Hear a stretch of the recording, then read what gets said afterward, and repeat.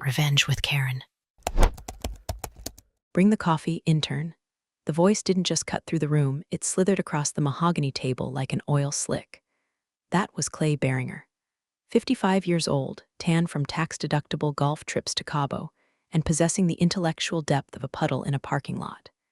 He was the kind of guy who thought synergy was a personality trait and sexual harassment was just a suggestion box he could ignore. I paused, the porcelain cup rattling just slightly in its saucer, not from fear, but from the sheer, vibrating effort it took not to launch the scalding dark roast directly into his crotch.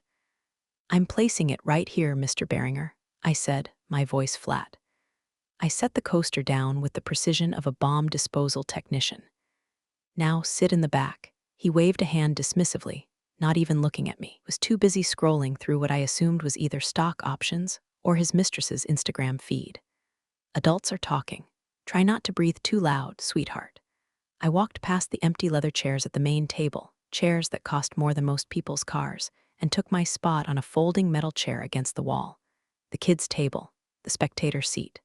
Let's get one thing straight before we go any further. I'm not an intern.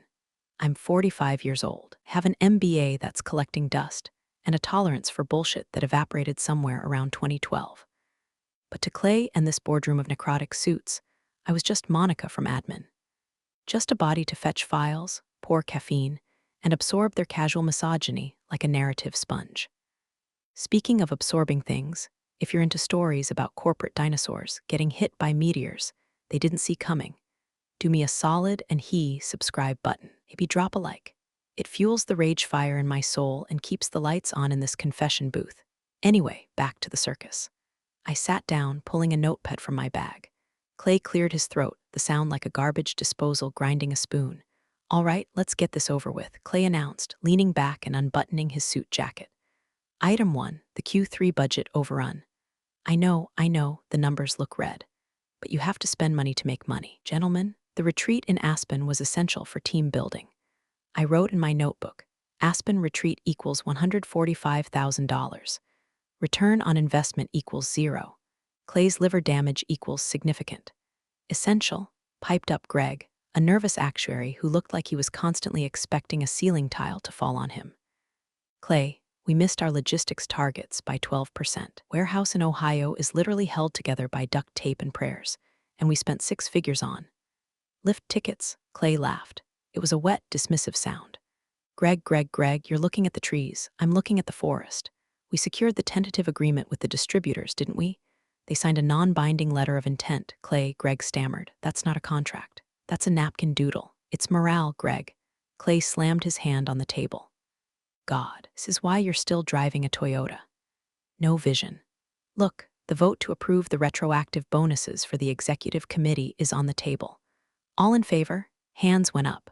Automatic, Pavlovian, like trained seals barking for a fish, except the fish was a $50,000 quarterly bonus, and the seals were grown men with mortgages they couldn't afford and mistresses they definitely couldn't afford. I watched them. I watched the way the light from the projector hit the sheen of sweat on Clay's forehead. I watched the way the other board members, men my father had hired, men my father had trusted, averted their eyes from the glaring red numbers on the screen. They were vultures picking a carcass, too busy eating to realize the animal wasn't dead yet. It was just hibernating. My father founded this company, logistics, trucking, warehousing, gritty, greasy, real work. He started with one beat-up Ford hauling gravel in 1978. He built it into a regional empire with blood, sweat, and a refusal to cut corners. He died 2 years ago. And in those 2 years, Clay Beringer, a man my father brought on as a consultant to help with modernization, had turned it into his personal piggy bank. They thought I was just the daughter who didn't want the throne. The quiet one who took a low-level analyst job because she didn't have the head for business. Clay turned to me, catching me staring. He winked, actually winked. "Don't worry, honey. Maybe next year we'll have a budget for a new coffee machine. That swill you brought is lukewarm." "I'll make a note of it," I said. My pen dug into the paper so hard it tore through 3 sheets. Item 1, remove the board member who thinks the majority shareholder is an intern. C. Missed a detail. When Dad died, he didn't leave the voting shares to the board. He didn't leave them to a trust managed by Clay. He left everything, 51% of the controlling interest, to a shell company called Red Clay Holdings. Clay thought he was Red Clay. He thought the name was an homage to him. Narcissism is a hell of a drug. It blinds you better than moonshine.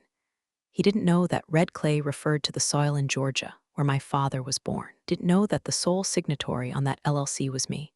And he definitely didn't know that for the last 6 months, I hadn't just been bringing coffee. I'd been counting votes. I'd been tracking every single cent he siphoned off to his consulting firms in the Cayman Islands. I wasn't an intern. I was the exterminator, and I was just waiting for the roaches to gather in one place. Meeting adjourned, Clay announced, checking his Rolex. "I've got a tea time at 3. Keep the engine running, gentlemen." As they shuffled out, laughing and slapping backs, the smell of their cologne lingered, a mix of sandalwood and entitlement. I stayed in my metal chair. I waited until the room was empty, the silence settling like dust. Then the door creaked. One man had stayed behind. Arthur, the oldest member of the board. He walked over to the coffee pot, poured the dregs into a cup, and looked at me. He didn't smile. He didn't sneer. "Coffee's fine, Monica." Bold. "Always was." "Thanks, Arthur." "He's going to sell the fleet," Arthur said, staring into his black coffee. "He's talking to a liquidation firm. Next month. He wants to pivot to asset-light logistics, which means firing the drivers and renting trucks we don't own." "I know," I said. "Your dad would have put him through a wall," Arthur muttered.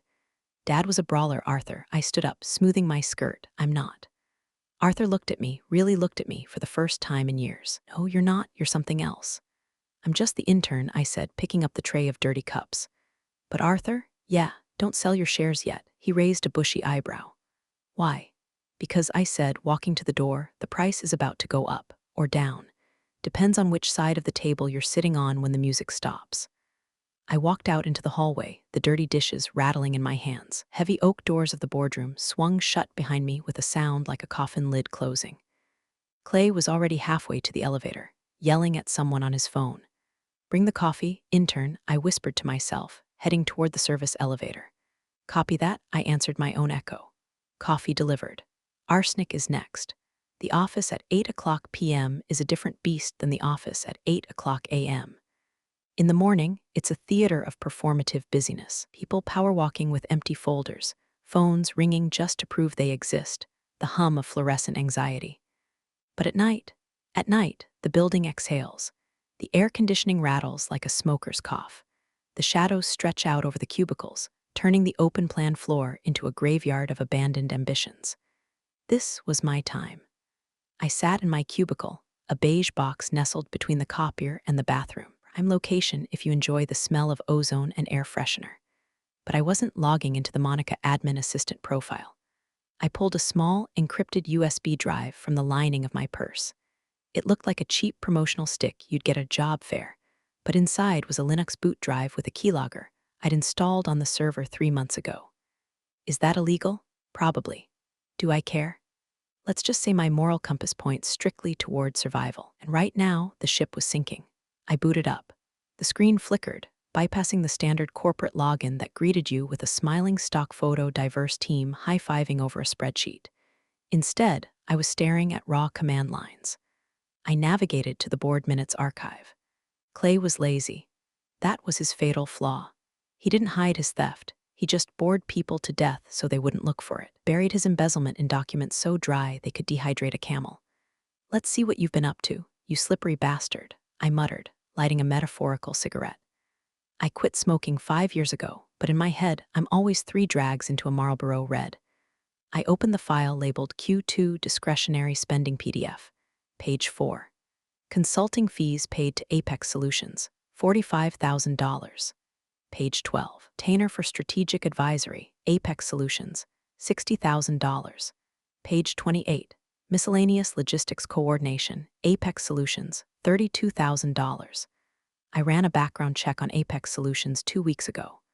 Their registered address is a P.O. box in a strip mall in Delaware, right next to a We Buy Gold place and a vape shop. Their CEO, a man named Tyler Durden. I'm not kidding. It was so arrogant he used a Fight Club reference for his shell company. The rage flared up again, hot and sharp, like swallowing glass. It wasn't just the money, it was the disrespect. My mind flashed back to the funeral. It was raining, because of course it was. A cliché Ohio drizzle that soaked into your bones. Clay had stood at the podium, fake tears glistening in his eyes, talking about how my father was a visionary. I remembered standing by the grave afterwards, mud sucking at my heels. Dad had been a hard man, not cruel, but hard. He had calluses on his hands until the day he died. He used to tell me, Monica, there are two kinds of people in this world: the ones who build the house and the ones who complain about the draft. A week before he passed, he called me into his study. The room smelled of old paper and pipe tobacco. He looked small in his leather chair, cancer having carved away the man who used to lift transmission blocks by himself. They're going to come for it, Mon, he wheezed. The vultures, Clay, the banks.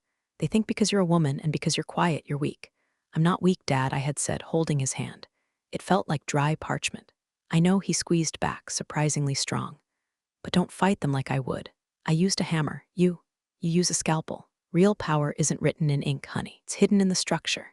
It's in the bylaws, in the footnotes. That's where you kill them. He handed me a heavy, bound document, the original article of incorporation from 1978. Read Clause 14, he whispered, and don't tell a soul until you're ready to pull the trigger. Back in the dark office, I minimized the window with Clay's theft and opened a scanned copy of that old document. Clause 14, Emergency Governance Protocols, was a paragraph of dense legalese that most lawyers would skim over.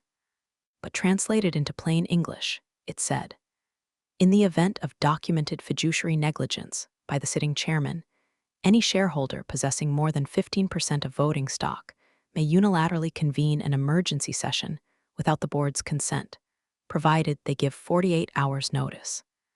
Clay thought he was safe because he controlled the board, thought he could vote down any motion I brought up. But Clause 14 bypassed the board entirely. It went straight to the shareholders. And here was the kicker. Clay had diluted the shares over the last 5 years to bring in strategic partners, his golf buddies. He currently held 12%.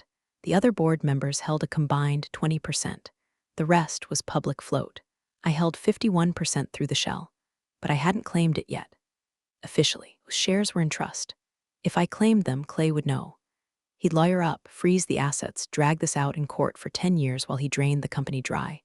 No, I needed to trap him. I needed him to commit to a course of action so catastrophic that even his buddies couldn't defend him. I toggled back to the server. I found a draft email in Clay's outbox. Subject, Project Liquid. I opened it. 2. Sterling Asset Management from C. Beringer Re. Fleet Liquidation, John, we're good to go. I'm pushing the vote through next week. We'll sell the trucking division for scrap value, lease back the vehicles, and take the immediate cash injection as a performance bonus for the executive team before the quarterly report hits. The intern board won't know what hit them. Let's do lunch Tuesday. My stomach churned. He wasn't just skimming. He was gutting the fish. Selling the fleet meant the end of the company my father built. It meant firing 400 drivers. It meant the end. Scrap value, I whispered. I looked at the time. 9:45 p.m. The cleaning crew would be on this floor soon. I saved the email. I printed the Apex Solutions invoices. I tucked them into the red folder I kept in my bottom drawer. The intern was done fetching coffee. It was time to start mixing the poison. I logged out, pulled the USB drive, and wiped the keyboard with a wet wipe. Not because of fingerprints, but because touching anything Clay had touched made me feel like I needed a tetanus shot. As I walked to the elevator, my phone buzzed. It was a notification from the company portal. New agenda item added for next board meeting, restructuring of logistics division. He was doing it. He was pulling the trigger. Okay, Clay, I said to the empty elevator. You want to play Demolition Derby? Let's play. I pressed the button for the lobby. Elevator descended, and my stomach dropped with it. Not fear, anticipation. The feeling you get right before the roller coaster screams down the first drop. I needed allies. I needed to move money. And I needed to do it all while making sure my latte art was up to standard. Tuesday morning smelled like regret and burnt bagels in the break room. I was busy unjamming the copier because apparently MBA makes you uniquely qualified to pull shredded paper out of a machine that costs more than a Honda Civic when my phone vibrated against my hip. It was the confirmation. Transfer complete. 3% voting rights acquired. I allowed myself a microscopic smile, buried quickly under a mask of administrative boredom. Here's how the shell game works. It's not about suitcases of cash in dark alleys. That's for movies. Ill corporate warfare is fought with routing numbers and Delaware LLCs. My father's 51% stake was sitting in a blind trust in the Cayman Islands, labeled Blue Horizon Ventures. If I moved it all at once to my U.S. entity, Red Clay Holdings, the SEC filings would trigger a massive flag. Clay's lawyers would get an alert. Who is this whale buying half the company? So, I had to be a ghost. I had to be a termite eating the wood from the inside. I had already moved 15% 6 months ago, just under the radar. But to trigger Clause 14, the nuclear option, I needed to show a flurry of activity that looked like disconnected investors buying in, not one massive hostile entity. I went back to my desk, opened a spreadsheet that looked like a catering order form, but was actually my battle map. I had created 3 new LLCs last week. 1. Sunrise Logistics Partners. Sounds optimistic, right? 2. Ohio Freight Solutions boring blends in. 3. Kramer and Associates, a nod to Seinfeld, because if you can't laugh while destroying your enemies, what's the point? I was moving the remaining shares from the Cayman Trust into these 3 buckets. 12% to Sunrise, 12% to Ohio Freight, 12% to Kramer. To Clay, it would look like random market movement, maybe some speculation because of the liquidation rumors. He wouldn't see me. He would see market interest. His ego would probably tell him it was because he was such a genius CEO that investors were flocking. Monica, Clay's assistant, a woman named Sharon who had the personality of a stressed-out chihuahua, poked her head over my cubicle wall. Clay needs the updated P&L statements for the lunch meeting. He wants to know why his dry cleaning isn't here. The P&L is in his inbox, Sharon, I said, typing a command to authorize a wire transfer of $2 million while maintaining eye contact. And his dry cleaning is at the front desk. I told him that an hour ago. Well, tell him again. He's stressed. Stressed, I repeated flatly. Right. I hit enter. The money moved. Kramer and Associates just bought another block of shares. I walked the P&L statement into Clay's office. He was on the phone, feet up on the desk, golf club in hand. He was practicing his putting stroke on a portable green that cost more than my first car. Yeah, screw the pension fund, he was saying into his headset, laughing. What are they going to do, sue us? By the time it gets to court, the entity won't exist. We'll be liquid, baby. He saw me and muted the call. Did you bring the sparkling water? I specifically asked for Pellegrino. We're out of Pellegrino, Mr. Beringer. It's tap water or the tears of the underpaid workforce. Your choice. He blinked. For a second, he looked confused. Then he laughed. You're getting feisty, Monica. I like it. Maybe I won't fire you when we restructure. You're too kind. I set the papers down. As I leaned over, I saw a notepad on his desk. He had scribbled a list of names. Vote count me. Yes, Davies. Yes, Miller. Yes, Arthur. No old fool result. We win. He thought he had the votes locked for the liquidation. He thought Arthur was the only obstacle. I walked out of his office, my heart hammering against my ribs like a trapped bird. He was going to call the vote this Friday. That was 3 days away. My transfers wouldn't clear fully for 48 hours. I was cutting it so close I could feel the razor burn. I needed to stall him. I needed to throw a wrench in the gears that would delay the meeting just enough for my investors to show up on the registry. I went to the IT server room. It was cold, noisy, and nobody ever went in there except the actual IT guy, a kid named Kevin who wore headphones 24/7 and communicated exclusively in nods. Hey, Kevin, I shouted over the hum of the cooling fans. He slid one headphone off. Sup, Monica. Hey. He was complaining that the projector in the boardroom is flickering. He wants it fixed before Friday. It's brand new, Kevin frowned, I know, but you know how he is. Maybe take it down for maintenance, for a few days, just to be safe, Kevin shrugged. If I take it down, I have to order a part. Won't be up until Monday. Perfect, I smiled. He'll be furious, but hey, better safe than sorry, right? Whatever, Kevin slid his headphone back on. Sabotage, maybe. Petty. Absolutely. But if the projector was down, Clay couldn't show his flashy PowerPoint about why selling the company was a paradigm shift. He couldn't dazzle the board with graphs that hid the truth. He'd have to rely on paper handouts. And people actually read paper handouts. I walked back to my desk. Step 1, get the gun shares. Step 2, load the gun transfers. Step 3, jam the enemy's gun projector. I sat down and opened my email. Notification from Sunrise Logistics Partners. Transaction pending. Estimated completion, Thursday, 11:59 p.m. Friday morning meeting, Thursday night clearance. I was playing chicken with a freight train, and I was driving a unicycle. But here's the thing about unicycles, they're easy to turn. Trains aren't. "Hey, Monica," Clay yelled from his office. "Where's my damn Pellegrino?" "Coming, sir." I called back, my voice sweet as antifreeze, grabbed a bottle of generic seltzer from the fridge, peeled off the label, and walked toward his office. "Enjoy it while you can, Clay," I thought, because you're about to swallow something a lot harder to digest. The annual stakeholder gala was held at the Marriott downtown.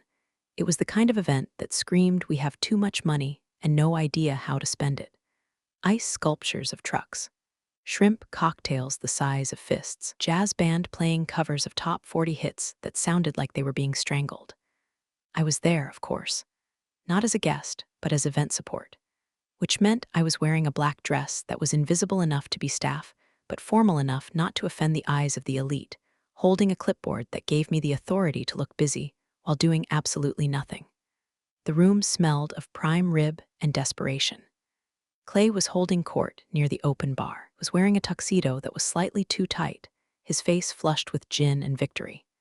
He was surrounded by his yes men, Davies, Miller, and a guy from Sterling Asset Management named Brad who looked like he was manufactured in a frat house laboratory. So I told him, Clay was booming, if you don't like the severance package, you can take it up with the bankruptcy court. Because that's where we'll be if we don't sell. The men laughed. A rich, throaty sound that vibrated with the knowledge that they would never be the ones filing for bankruptcy. They had parachutes made of gold. The drivers, the warehouse guys, they had parachutes made of anvils. I stood by a pillar, checking names off a list. Enjoying the party, Monica, I turned. It was Arthur. He was wearing a suit that was clearly 20 years old, fraying slightly at the cuffs. He held a glass of soda water. "It's a lovely display of hubris, Arthur," I said quietly. "The ice sculpture is melting, just like our liquidity." Arthur chuckled darkly. "He's announcing the vote tomorrow morning." He couldn't wait for the projector. He printed the decks on glossy paper, cost a fortune. Of course he did. "Do you have a plan, Monica?" Arthur's voice dropped to a whisper. "Because I'm looking at these men and I see a firing squad, and we're the ones against the wall." "I have a plan," I said, "but I need you to do something for me. Name it, tomorrow. The meeting starts, don't sit in your usual spot. Sit on the left side. Leave the head of the table open." "Clay sits at the head of the table, not tomorrow," I said. Arthur looked at me. He searched my face for a sign of madness. He must have seen something else, maybe a glimmer of my father's stubbornness. "All right," he nodded. "I'll sit on the left, and Arthur, yeah, when I start talking, don't interrupt. No matter how crazy it sounds. Monica, you're the intern. You start talking, security will drag you out." "Let them try," I said. Across the room, Clay raised his glass. "To the future. Leaner, meaner, and richer." To the future, his acolytes chorused. I watched them drink. I felt a cold, hard knot in my stomach. They were celebrating the death of my family's legacy. They were toasting to the unemployment of 400 people who had sent my dad Christmas cards every year. I saw Brad from Sterling lean in and whisper to Clay. Clay looked over at me. He pointed. They both laughed. That laugh, that was the fuel. I wasn't just going to fire him. I was going to dismantle him. I was going to take him apart piece by piece until he was just a man in a bad tuxedo wondering where his life went. I walked over to the DJ booth. The guy was taking a break, eating a slider. "Hey," I said, "do you take requests?" "Sure," he mumbled. "Play The Gambler by Kenny Rogers." "In about 10 minutes. Kinda old school, isn't it?" "It's a classic," I said. "Know when to hold 'em, know when to fold 'em." I walked away. 10 minutes later, as Clay was in the middle of a speech about synergy, the song started. "You got to know when to hold 'em." Clay frowned, looking around. He tried to talk over the music, but the chorus kicked in. "Know when to walk away and know when to run." I caught his eye from across the room. I didn't smile. I just raised my clipboard in a mock toast, looked annoyed, dismissive. He turned back to his friends, shouting to be heard over the country ballad. He didn't know he was already running out of time. I checked my phone. Sunrise Logistics Partners, verified. Ohio Freight Solutions, verified. Kramer and Associates, verified. The gun was loaded. The safety was off. I left the party before the song ended. I had work to do. I had to prepare the red folder. And I had to iron a blouse. Tomorrow wasn't just a meeting. It was an execution. I didn't sleep. Sleep is for people who aren't plotting a corporate coup. Instead, I spent the night in my living room, surrounded by stacks of paper that smelled like warm toner and justice. My apartment is modest. Clay probably spends more on wine in a month than I spend on rent in a year. That's by design. My father taught me that wealth screams, but wealth whispers. I was whispering so quietly I was practically a mime. The The red folder lay open on my coffee table. It wasn't actually red. It was a standard manila folder that I had marked with a red Sharpie. Agenda I had scrawled on the front. Inside were 3 documents. 1. The shareholder registry, updated as of 4:00 a.m. this morning at Clay Holdings Me. 15% Sunrise Logistics Me, 12% Ohio Freight Me, 12% Kramer and Associates Me, 12% Arthur Ally, 5% Total Control, 56% 2. The Beringer Report, a 20-page forensic autopsy of Clay's expense account. I had categorized every questionable transaction. Category A, fraud, the fake consulting firms. Category B, gross negligence, the Aspen trip. Category C, just plain asshole behavior, using company funds to pay for his divorce lawyer. 3. The resolution, a single sheet of paper drafted by my lawyer who thinks I'm insane but cashes the checks. Motion to remove chairman of the board for cause. Motion to terminate employment immediately. Motion to appoint interim CEO, Monica Geller, no relation, sadly. I picked up the registry. 56%. It was a beautiful number. It was a sledgehammer. But I needed one more thing. I needed the moral mandate. At 6:00 a.m., I drove to a diner on the outskirts of town. The kind of place where the menu is laminated and sticky, and the coffee tastes like battery acid. Sitting in a booth in the back was Mrs. Higgins. She was 70 years old. Her husband had been one of my dad's first drivers.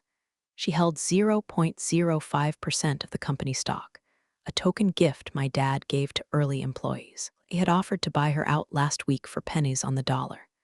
To save her the trouble of the bankruptcy, he had told her. Monica, she smiled, her skin like crinkled tissue paper. You look tired, honey. I'm okay, Mrs. Higgins. Did you bring the paper? She reached into her oversized handbag and pulled out a proxy form. That man, Mr. Beringer, he called me again yesterday. He said if I didn't sell, the stock would be worth 0 by Monday. He's lying. Mrs. Higgins, I know, she said. Your father never hired liars. He hired men who looked you in the eye. She tapped the paper. I signed it. I'm giving my proxy to you. Not to that shell company. To you, thank you. You go get him, honey, for Earl. Earl was her husband. He died of a heart attack in the cab of his truck 10 years ago. I took the paper. It wasn't about the 0.05%. I didn't need it for the math. I needed it for the soul. I needed to walk into that boardroom holding Earl's ghost in my hand. I drove to the office. The sun was coming up, painting the sky in bruises of purple and orange. I parked in the general lot, miles away from the reserved executive spaces. I walked into the building. The security guard, Mike, nodded at me. Morning, Monica. Big day? Huge day, Mike. Hey, do me a favor? Yeah. If Clay calls you later to escort someone out, make sure you check who he's pointing at. Mike laughed. You planning a rumble? Something like that. I went up to the executive floor. It was silent, the calm before the artillery barrage. I placed the red folder on the table at the far end of the boardroom, the seat opposite Clay's. Then I went to the break room and brewed a fresh pot of coffee. Because if I was going to watch the world burn, I wanted a caffeine buzz. At 8:45 a.m., the elevator chimed. He walked in. He looked hungover. His eyes were puffy and he smelled like mouthwash and regret. Coffee, he barked, not breaking stride. On the warmer, sir, I said. Good. Set up the room, handouts at every seat, and get me 2 Advil. Yes, sir. I walked into the boardroom. I placed Clay's glossy liquidation plan at every seat, and then underneath each one I slid a single sheet of paper. Agenda item, review of fiduciary duties. It was buried. Wouldn't see it until they lifted the main packet. I stood at the head of the table. I ran my hand over the leather chair. Not today, Clay, I whispered. Today, the intern sits here. I heard voices in the hall. The board members were arriving. It was showtime. The boardroom filled up with the usual cast of characters. There was Davies, checking his watch every 30 seconds, clearly wishing he was on his yacht. There was Miller, texting furiously under the table. There was Brad from Sterling, looking like a shark who just smelled blood in the water. And there was Arthur. He walked in slowly, leaning on his cane. He looked at the table. He saw the name cards. Clay's card was at the head. Mine was nowhere. Arthur looked at me. I gave a microscopic nod. He walked past his usual seat on the right and sat on the left, leaving the chair at the opposite end of the table, the foot of the table empty. Arthur, you're in the wrong spot, Clay boomed, slamming a stack of files down. Old age getting to the memory? Just felt like a change of scenery, Clay, Arthur rasped. Suit yourself. Let's get started. We have a hard stop at 11. I have a lunch. You always have a lunch, I thought. I was standing by the sideboard, holding the coffee pot. The invisible woman. All right, Clay stood up. As you know, we are here to discuss the strategic divestiture of the fleet assets. Sterling has put together a very generous offer. Fire sale, Arthur interrupted. A strategic realignment, Clay corrected, his face tightening. Look, the industry is changing. We can't compete with the giants on volume. We need to be agile. Asset light. We're a trucking company, Clay, Arthur said. If we don't have trucks, we're just a glorified travel agency for boxes. We're a logistics solutions provider, Clay sneered. God, you're stuck in the 80s. Anyway, I have the votes. We discussed this last night. Davies. I'm on board, Davies muttered. Same, Miller said, not looking up from his phone. Excellent. Then let's make it formal. I move to accept the offer from Sterling Asset Management to acquire all rolling stock and real estate assets for the sum of, point of order, a voice said. Clay stopped. He looked around. Who said that? It was me. I was standing at the foot of the table. I had put down the coffee pot. I was holding the red folder. Clay stared at me. He blinked. He was trying to process a glitch in the matrix. Monica, what the hell are you doing? We're in a meeting. Refill the water and get out. I said, point of order, Mr. Chairman, I said. My voice wasn't loud, but it was steady.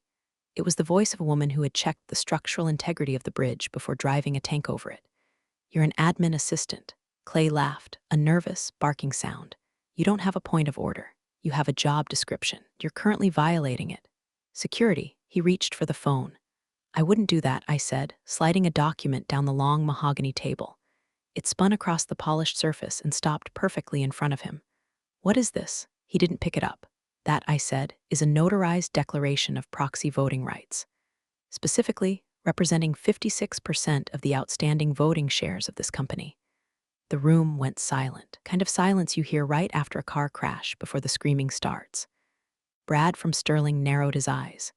What is she talking about, Clay?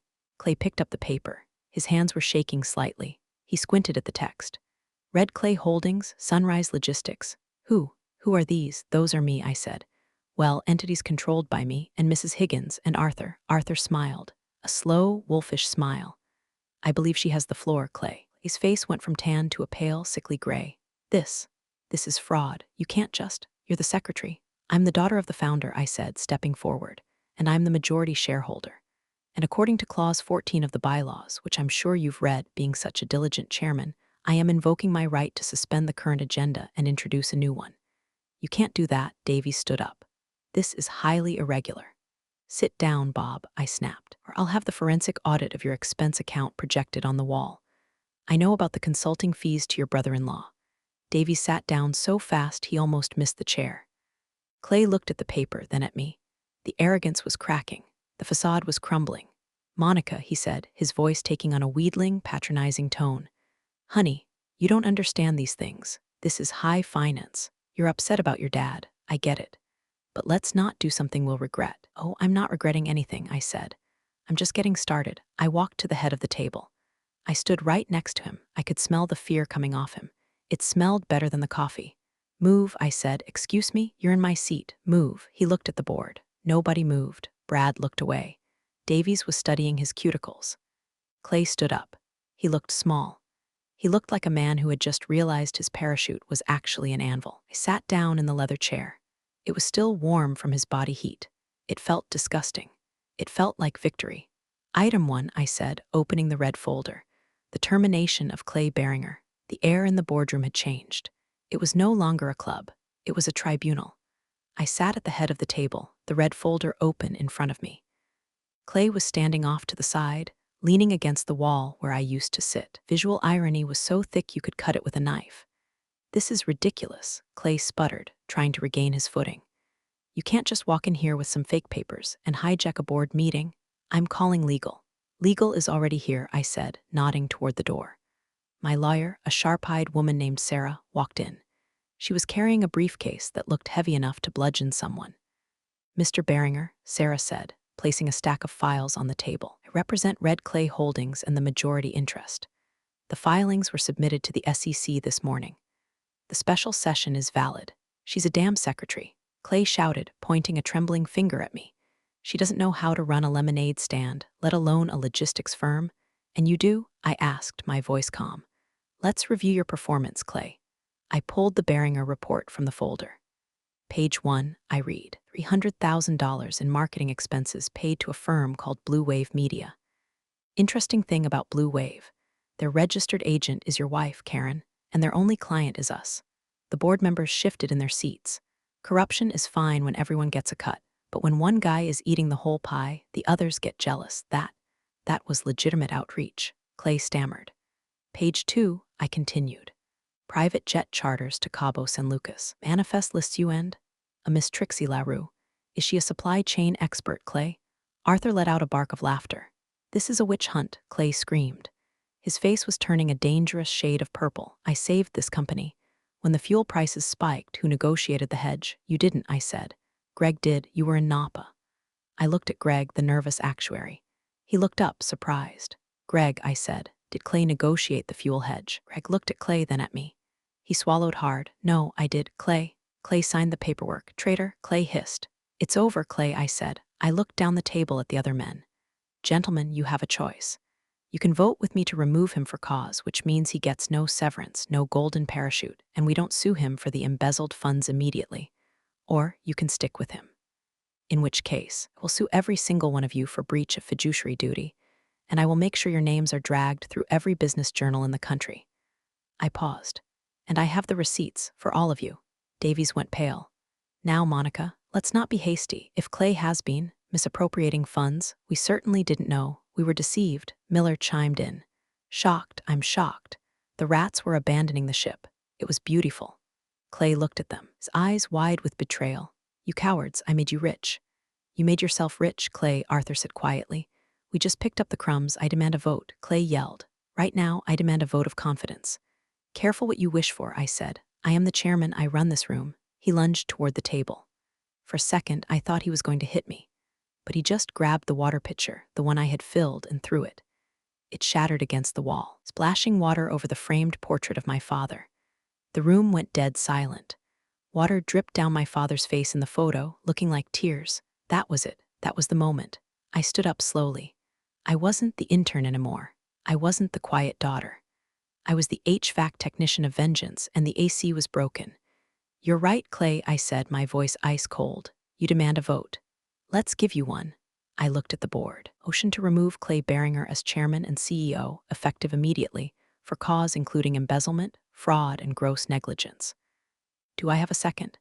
Second, Arthur said, his voice clear as a bell. All in favor, I asked. I raised my hand. Arthur raised his. Then Greg raised his. Then slowly Davies raised his hand. Then Miller. Even Brad from Sterling, seeing the deal was dead, raised his hand. Unanimous, I said. Clay stood there, panting, his chest heaving, looked at the forest of hands. You can't do this, he whispered. I'm the only one who knows how this place works. No, Clay, I said. You're the only one who forgot. I pressed the intercom button on the phone. Mike, you can come in now. Mike, the security guard, opened the door. He looked at the shattered pitcher, the water on the wall, and then at Clay. Everything okay, Miss Geller? Mike asked, looking at me. Not at Clay. At me. Mr. Beringer was just leaving Mike. Please escort him to his office to collect his personal effects. One box. Supervised. No electronics. No files. You can't touch my computer, Clay shrieked. My contacts are in there. Company property, I said. And since you used company email to plan your little liquidation sale, I think we'll keep that hard drive for the forensic accountants. They love a good puzzle. Clay stared at me with pure hate. You'll run this place into the ground in 6 months, or a glorified secretary. Maybe, I said, but at least I know how to make coffee. Mike stepped forward. Let's go, Mr. Beringer. Clay straightened his jacket. He tried to muster some dignity, but it's hard to look dignified when you've just been overthrown by the person you treated like furniture. He walked out, Mike shadowing him closely. The door closed. I looked at the remaining board members. They were silent, terrifyingly attentive, were waiting to see if I was going to execute them next. Sit down, I said. They sat. Here's the new reality, I began, pacing slowly around the table. The sale to Sterling is dead. Brad, you can go back to your boss and tell him the fleet isn't for sale. Brad nodded, gathered his things, and practically ran out of the room. Davies, Miller, I looked at them. You're staying, for now, because firing the whole board in one day scares the banks. But you're on notice. No more retreats. No more consulting fees. You work for me now, and I read the receipts. They nodded vigorously. They would have agreed to wear clown shoes if I asked them to. Greg, I turned to the actuary. You're the new CFO. Greg's jaw dropped. Me, but I'm just. You're the only one who noticed the fuel hedge, I said, and you're the only one who hasn't tried to steal from me. The job is yours. Fix the budget. Find money for the drivers. Cut the executive bonuses to 0 until we're profitable. 0? Davy squeaked. 0, I said.